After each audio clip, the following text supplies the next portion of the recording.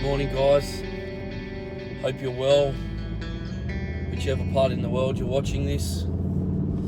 Today I'd like to talk about the reasons why we do things and making sure we do things for the right reasons. I'm often asked about why I started my YouTube back in 2011. I saw that there was a void that needed to be filled.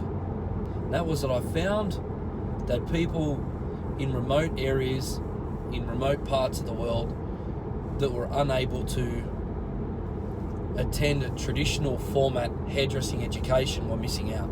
After coming back from LA in 2010 and meeting a couple of YouTubers, I decided that I would start creating content.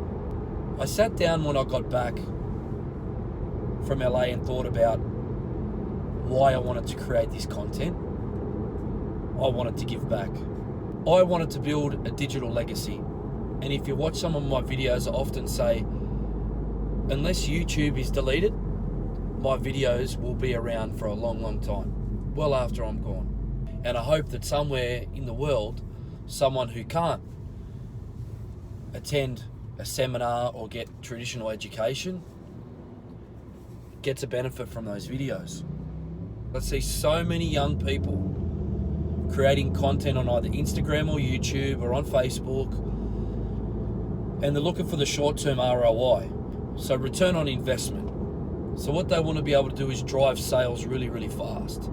And for me, I don't believe that wins a long game. And I use these terminology, short game, long game, ROI, because it's often spoken about by Gary Vaynerchuk. If you haven't seen him, check out Gary V. And what Gary says, and I agree, and it's funny because I always thought the similar things to what he thought, but I didn't articulate it as well as he did. And what I always thought is, if I do things for the right reasons, if we do anything in life for the right reasons, success comes from being authentic and genuine. And a product of success is ROI. So sales, generating interest, brand building, all the right things. Because I'm often asked by people, how do I do YouTube, or how would I do my Instagram, or, what advice would I give? It's simple. Just make sure you're doing it for the right reasons. Don't you really want to be remembered? Because for me, it's all about reputation. So I want the reputation of the hairdresser that gave. I give everything. I mean, my best stuff, the stuff that I'm saying to you now, the things that I show you on YouTube or I share on YouTube, that's it. And I'm giving it away for free.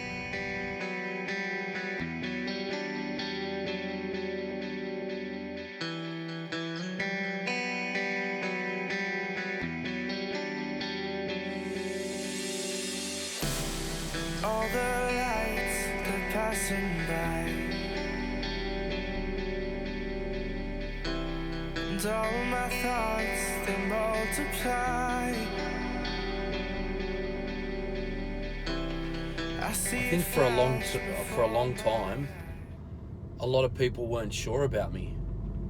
It's like, what's this guy's agenda? Especially in Australia, the industry was a bit unsure of me. And I was sort of like, well, why is this guy creating these videos, and why is he giving this knowledge away for free? Creating content on social platforms is about creating a legacy. It's about collaboration, and it's about sustainability of our industry. We can't just take. Sometimes we've got to give back. And I guess some of you might say, well, is that really true? I mean, Axis Hairdressing is quite a successful salon. And I think that because of my social initiative on my YouTube platform, and I have to be honest, I was late on Instagram, and I'm giving it a lot more attention now than what I previously did. But for me, it was about YouTube and Facebook. And I think it's fair for me to say that because of my YouTube and social platform initiatives, it did drive sales into the salon, and it did afford me and my business partners a better living than what we may have had otherwise. But I didn't do it for that. I did it because I'm creating a legacy. I want to create a legacy. I want to be known as the guy that is an open encyclopedia. And I'm not claiming that I know everything, but I give everything.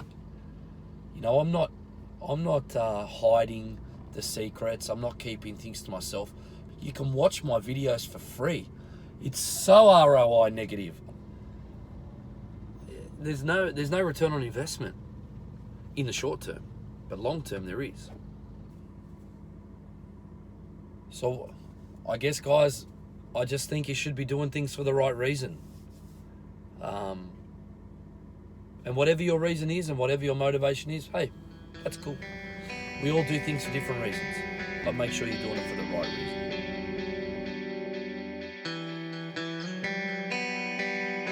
Hey guys, time to answer some questions again. This one comes from Dina Olsen. Are there any hairstyle trends you wish would go away? I think, well, for me, we're here for our clients. So if I think something doesn't suit someone, I would gently push back and say, look, I'm not sure if that's going to work. But at the end of the day, if they want me to give them a particular hairstyle that, you know, I think has been done to death or looks classic or a bit dated, at the end of their paying, so I give them what they ask for. So I hope that answers your question. Next question comes from Summer Kirby. What initially made you want to do mostly hair cutting as a career instead of color? It's a good question, actually. So I actually stopped coloring hair purely for business reasons. So if you could imagine, if you're cutting and coloring your own clients every day, you could probably only do maybe 5 or 6, depending on the detail and the length it take to do the particular color or cut. So for a salon owner's perspective, what I do is I just cut hair now. So it allows me to do between 10 and 15 people a day, depending on the day of the week it is. And then those people are going on to other staff members in my salon to have color.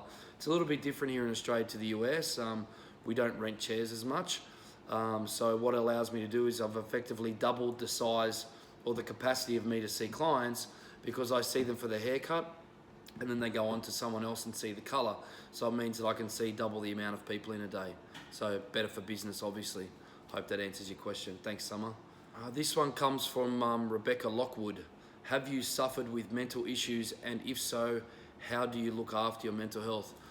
Look, I don't want to make a mockery of mental health, but I personally haven't suffered from any mental health issues in terms of it's affected my life. Have I found myself in dark places? Absolutely. I do suffer a little bit from anxiety. That generally stems from me not being able to be in control of a particular process. I don't like things popping up unexpectedly.